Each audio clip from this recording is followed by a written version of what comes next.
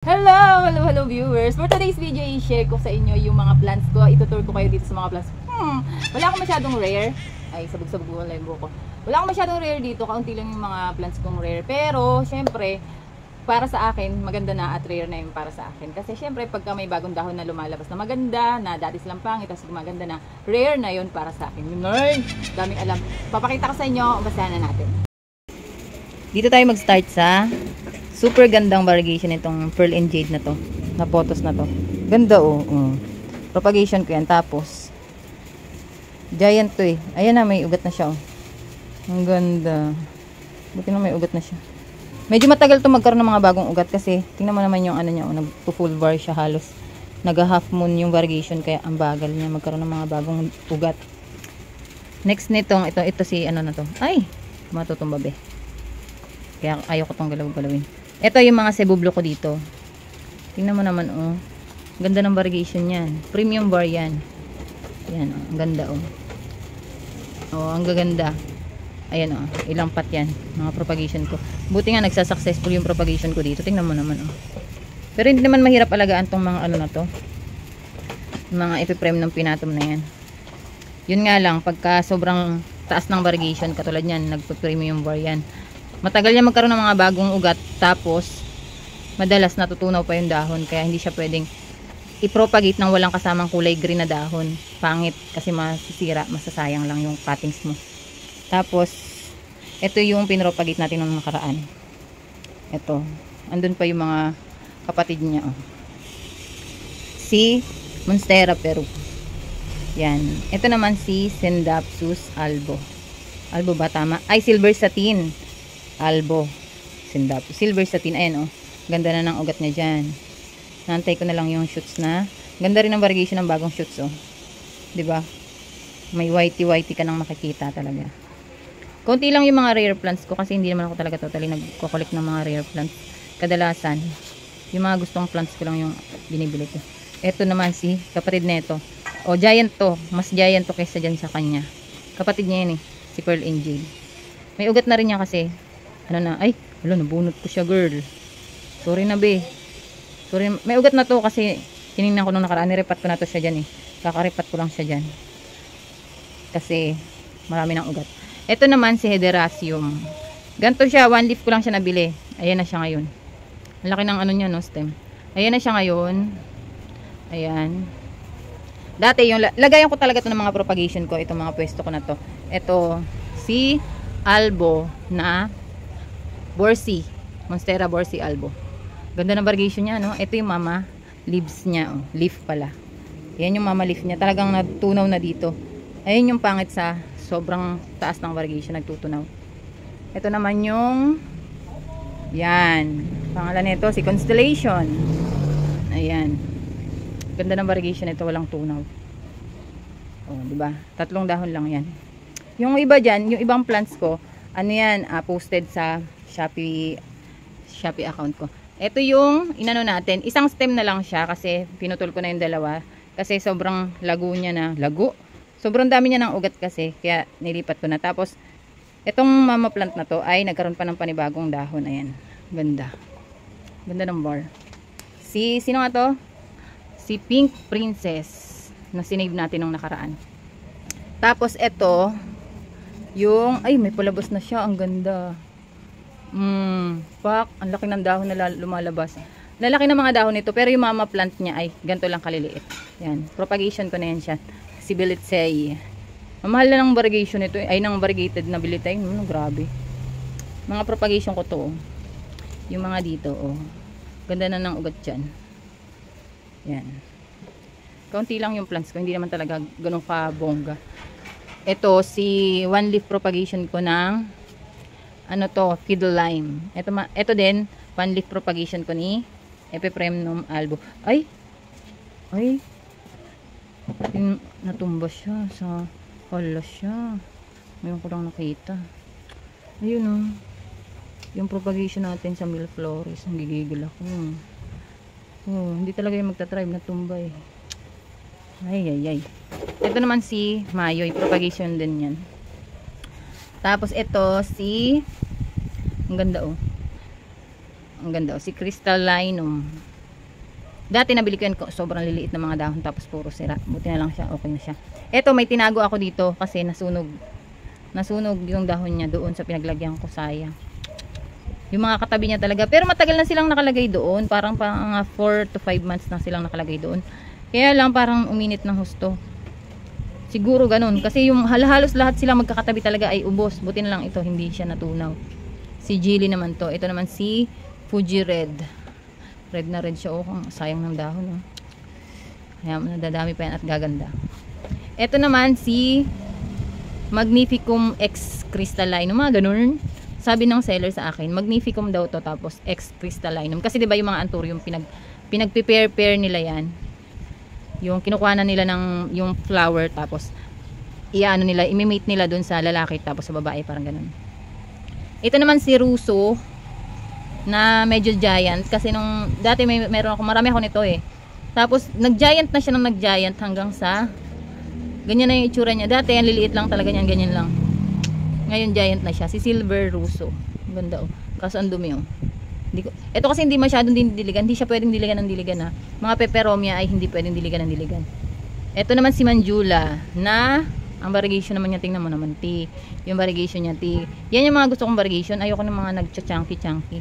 Yung ano lang, anong tawag dyan, yung nag-sparkle lang, constellation lang yung pagka-variegation niya. Kasi, yun mo naman, oh, walang pagtutunaw na nangyayari. Kasi pag mga ganito, sobrang laki ng variegation niya, nag-half moon, katulad niyan. Medyo kinakabahan ako dito sa mga, tingnan mo naman kasi yung ano niya, oh, ang ganda. Kaya, ano talaga siya, maganda talaga yung variegation niya. Tingnan mo, ang premium bar talaga niya. Ito yung propagation natin sa orange marmalade. Tama ba ako? Ayan, ugat niya, ang ganda. Nung nakaraan pinropagate natin to, di ba? Ayan, nag-active na talaga yung ugat niya. Ang ganda ng kulay niya, no? Kakaakit yung kulay niya. Lakas ng hangin. Tapos, ito naman yung, ay naku, dati nung bago ko to pinapinturahan ay ang dami kong nakalagay diyan. Ngayon, wala pa masyado kasi hindi ako makapagtanim, gawa ng nabibisi ako masyado. Ang dami ko ng mga available na pots tsaka mga ganito. Hindi pa ako nakakapag-propagate. Ito, buhay na rin to. Ay, oo. Active na yung roots niya. Ayan, marami naman akong ganito. Mga propagation ko lang yan dyan siya. Pati ito si Forever Rich. Mga propagation ko yan. Tapos ito si yung variegated na Sleeping Pothos. Yan, medyo madumi lang siya kasi hindi ko masyadong dinidiligan yan dyan. Kasi pag propagation, hindi siya pwedeng diligan ng diligan. Ayan, ito naman si Cutlass. Si Cutlass na aglaw. Yan. Sobrang daming ugat niya na yan dyan. Propagation ko rin yan. Ito, hindi ko sure kung anong name song nito. Kasi nung binili ko yan, di rin alam ng may-ari, yung ng seller yung Ito, dito muna tayo. Si Eyelash na Begonia. Tingnan mo naman, oh. Ganda ng niya. Hindi ko siya alisin dyan. Bago kong bili lang to, parang kailan ko lang to binili. Hindi ko siya alisin dyan kasi hindi siya dyan, hindi siya lumundo. Ang hirap kasi alagaan ni Begonia, di ba? Meron pa akong niyan, parang kapatid niyan, pero parang nagbabagsakan siya. Ito, napaka niya talaga, oh. Tayong-tayo talaga yung mga dahon niya. Yan si Eyelash. Meron ako ditong propagation, oh. One leaf lang to na Pandoriforme. Tapos ito, pinagsama ko na lang. Ayan, si Monstera Monkey Mas. Diba? Buhay na yan kasi may ugat na yan, oh. Buhay na yan siya. Kung saan ko lang nilagay yung mga ko. Yung tingin ko hindi maaarawan ng husto. Ito naman, propagation ko na rin to, pero ang ganda na ang variegation niya. Tingnan mo naman. Premium kasi yung nabili ko tong variegation na to. Kaya medyo pricey yung mga premium bar kasi ang hirap nilang i-propagate tapos ang tagal pa nilang magkaroon ng mga bagong ugat kasi kaunti lang yung niyan, mga green pigments. Kaya ang bagal niyang mag-photosynthesis. Pero ang ganda naman ng bar niya. Ito naman si Queen, Marble Queen. Yan, ito pa. Ang ganda rin ng bar nito, oh. Ito yung bago niyang dahon, oh. Ganda ng bar niya. O, tingnan mo naman. Oh. Pak. Nagmamaganda siya dyan. Ito. Ito. Ito sa inyo to. Itong, sobrang swerte nito. Nalalaglagan ng bayabas, natutumba, nahuhulugan ng kung ano-ano. Yan. Sobrang swerte niyan. Ni ano nga yan? Si swerteng tetrasperma.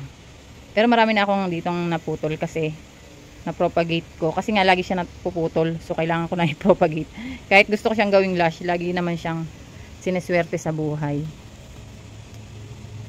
Ito, Manjula naman. Tapos, ito may ugat na rin to. Marami na tong ugat. Tagal na to eh. Matagal nga lang siya magkaroon ng bagong shoots. Yan. Para siyang ano no. Ang cute ng dahon niya. Favorite ko yan si Pandoriforme. Kahit na ganyan yan. Ang kapal kasi ng dahon niya, kamukha niya si Potbelly. Kaya gusto ko yan siya dyan. Ayan, mga propagation ko na yan dyan. Eto, tingnan natin kung may ugat na to. Wait lang. Ay, may ugat na siya, T.O. Pinutol ko lang siya. Diefenbach siya to eh. Yan o, ang haba na ng ugat niya. 2 dahon. Balik ko na kasi baka mauhaw siya. Char! Mauhaw. Ito, Silver Lady. Ito si Scindapsus pictus ata to. Yan, dyan sila.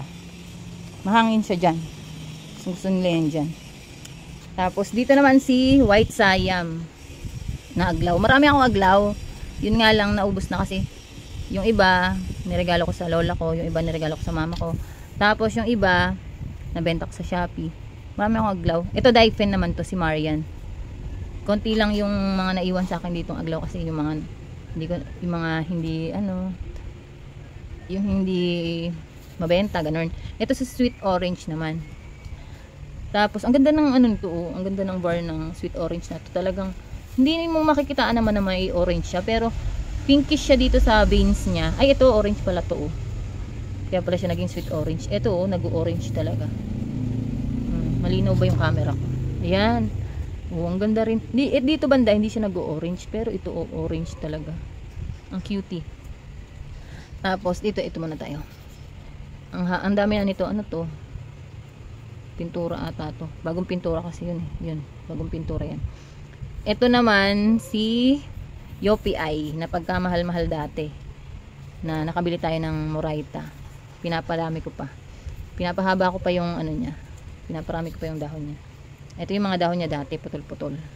'Di ba? Kung napanood niyo yung unboxing ko nito, putol-putol yung dahon, ang pangit ng dahon. Pero may mga bago na siyang dahon na magaganda at makikinis.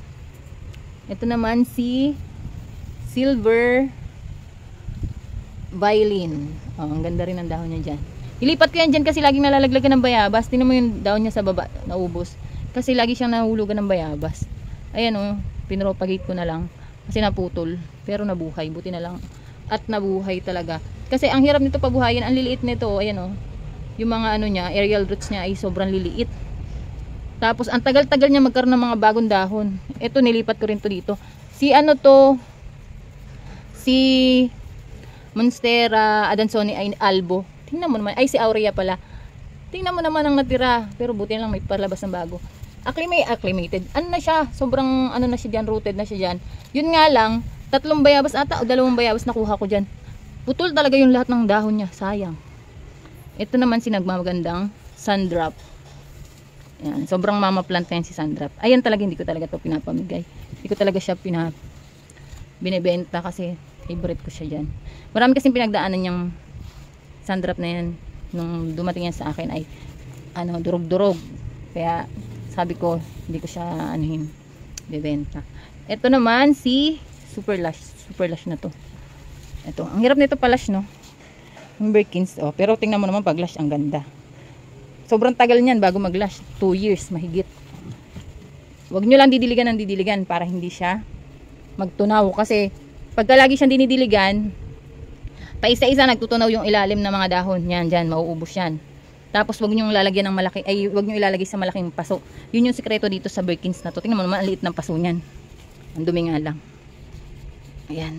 Dinagdagan ko ng mga lupa yan. Ito, nilagdagan ko rin ng lupa. Ganyan yung itsura niyan dyan, oh. Ina-elevate ko. Kasi para yung hangin nakukuha. Tapos ito naman si Indovar na mint.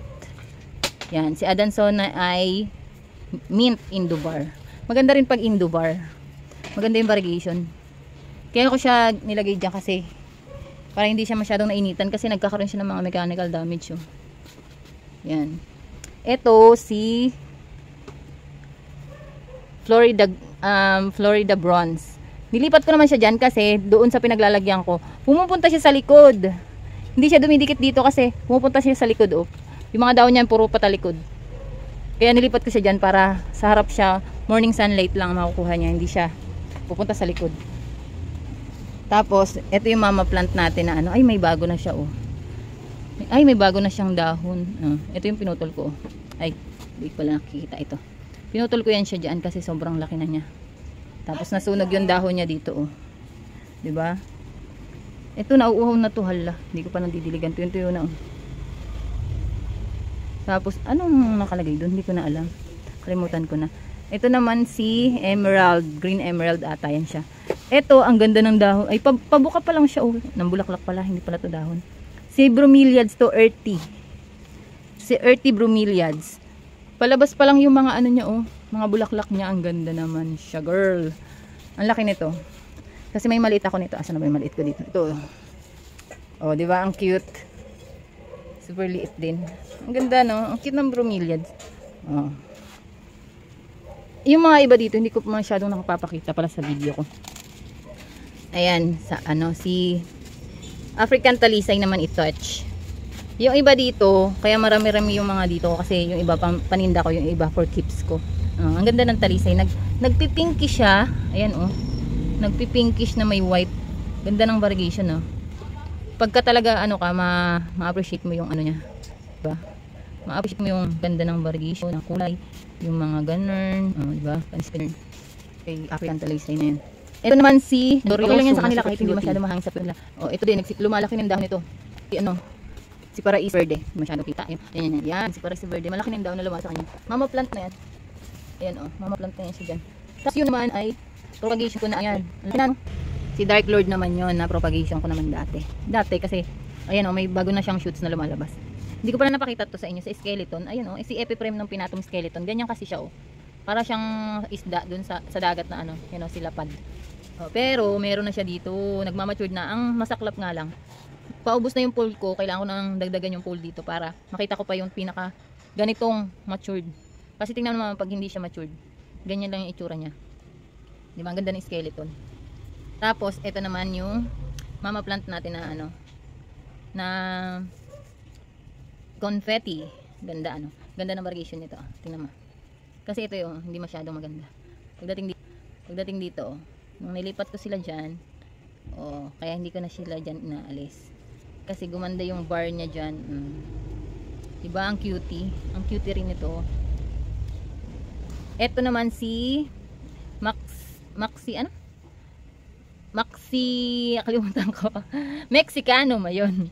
Mexicanum na medyo marcelan. Tingnan mo naman kasi, oh. Hindi yan sunog. Nagme-mechanical damage siya. Pero super rooted na yan siya dyan. Tapos wala pa ako na provide sa kanyang pole kasi naubusan na ang pole. Ay, meron na pala akong isang available. Ilalagay ko na dito. Para makita ko na yung pagka-matured nitong Mexicanum na to. Ang ganda rin kasi ng matured ng dahon. Dito na tayo sa next. Ito dito, mga propagation ko naman dito. Ayan yung propagation ko na, di ba nung nakaraan, nagputol-putol tayo dito sa mama plant natin ng confetti. Ayan o. Ano na siya? Rooted na siya. Ayan o. Kita mo na yung mga roots niya. Wala masyadong tubig yan o. Basta wag lang masyadong diligan. Buhay yan siya. Si Syngonium. Ito naman yung Nagaretense na nabili kong may kasamang kahoy, 'di ba? Yung pinakita ko sa inyo nung nakaraan. Tapos ito yung mga kapatid nung pinropagate natin na ayun ang mama plant niya doon sa taas. Yan, diyan buhay na yan siya diyan kasi ang ganda ng niya Pero wala pa tong mga ugat tiningnan ko to, wala pang mga ugat Wala pa masyado. Ito si Peru. Hindi naman ata to variegated. Hala, nalimutan ko na kung variegated to hindi. Yan, wala naman ako nakikitang variegation. Yan, si Peru. Ito, mga ano na to.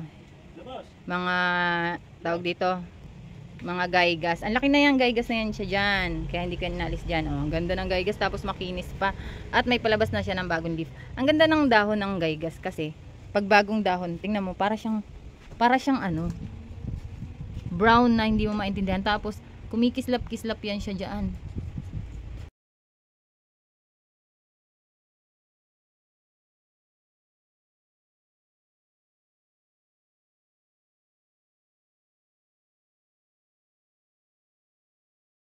Ang ganda ng gaygas.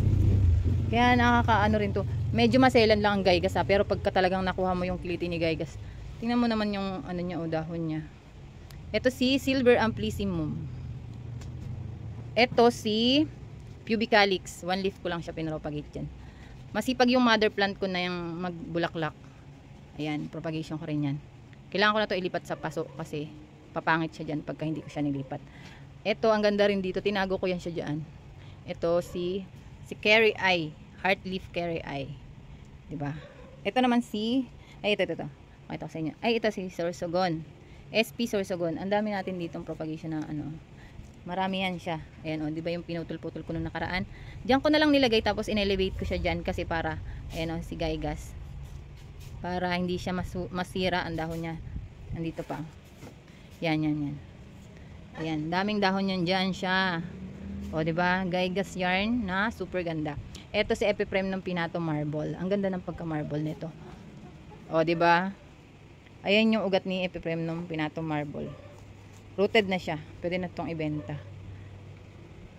Tagal din niya magkaroon ng mga bagong dahon. Pero, depende siguro sa pwesto. Ito naman si Epiprem ng Pinatum Aurea. O, lush na siya dyan. O. Yan. Ito naman si Cebu Blue na Aurea variegation, yan. Cebu Blue yan, paakyat na siya dyan.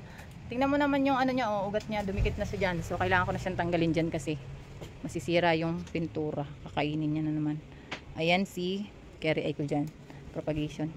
Ito yung sinasabi ko sa inyong ano, tinry ko i-propagate pero nanlalanta siya. Kasi takot akong hindi mag-propagate nito. Mamaya siguro or bukas, magpo-propagate tayo ng ganito. Yung mga, natin na yan. Tinry ko yung baby na dahon.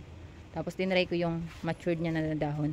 Sa sphagnums. Pero hindi ata siya magta-thrive. Kasi naglanta pa rin siya. Pero very yan. Yung sphagnums niya. Very wet. So, di ba gusto talaga ng mga na to ay medyo talaga. Wet yung cutting mix. Pero siguro hindi siya pwede sa ganyan lang. Na naka-ganyan lang. Mamaya mag-experiment ako kung anong maganda sa kanya kasi gusto ko talaga i-propagate ito kasi baka matunaw na naman sa akin. Kakatakot kasi mga bigonya mabilis matunaw pagka hindi mo ito ang ganda na nito. May roots na to si gaygas. Ito naman yung giant natin na buhay na siya. Nilabas ko ng bahay kasi nasa loob to. Ayan na may na siya, may shoots na lumalabas. Rooted na yan siya dyan. Rooted. Diba? Ang ganda ng gaygas Tapos ito naman si Affinis. Yan? Propagation. Ito naman si Chia Pens. Propagation din. Ito naman si super liit pang pagkamahal-mahal na Spiritu Sancti. Diba ang mahal pa ng buti nga lang ngayon nagmura Nakalimutan ko magkano bili ko dito. 700 ata o 1.7. Basta may natatandaan ako 7. Si Spiritu Sancti. Wala pa masyadong matured. Pero ang tagal na niyan sa akin. 4 months na ata or 5 months. Yan na yung paso. Ayun yung paso. Yan yung sphagnums na gamit ko sa kanya. Parang naglulumot na siya Pero thriving naman siya kasi may bagong dahon siya Katakot kasi na pagka matutunaw yung 1.7. Ito naman si Black Cardinal. May bago na siyang dahon Cute. Ito si Epiprem ng Pinatum Albo. Maliit pa yan. Hindi pa masyadong matured. Ito naman ito.